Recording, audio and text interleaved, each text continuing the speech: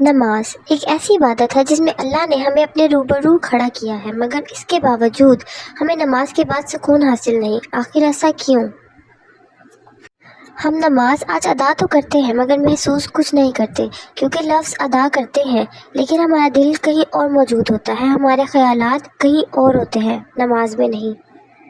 اللہ پاک نے قرآن میں فرمایا ہے کہ کامیاب ہیں وہ مومن جو اپنی نمازوں میں خشوع رکھتے ہیں۔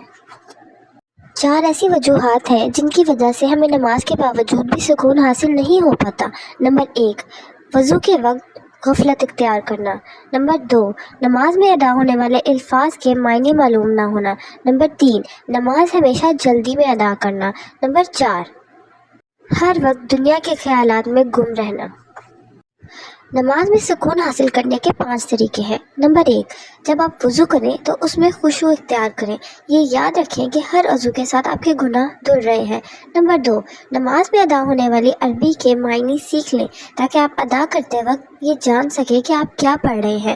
نمبر 3، ہمیشہ یہ بات دھیان میں رکھیں کہ آپ اللہ سے ہم کلام ہیں، آپ اس کے سامنے حاضر ہیں تاکہ دنیاوی خیالات آپ پر حاوی نہ ہو سکیں۔ نمبر 4، نماز میں ادا ہونے والا ہر لفظ محبت سے ادا کریں کیونکہ اس نماز کی ضرورت سب سے زیادہ آپ کو ہے۔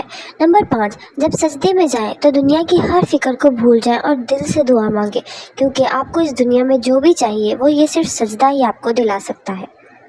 آخر میں صرف یہ کہنا چاہوں گی کہ جب بھی نماز ادا کریں تو ایک خیال ہمیشہ ذہن میں رکھیں کہ یہ ہمارا فرض ہے، نہ کہ ہماری مرضی کا معاملہ۔ اگر آپ کو یہ ویڈیو اچھی لگی ہو تو لائک کریں، سبسکرائب کریں۔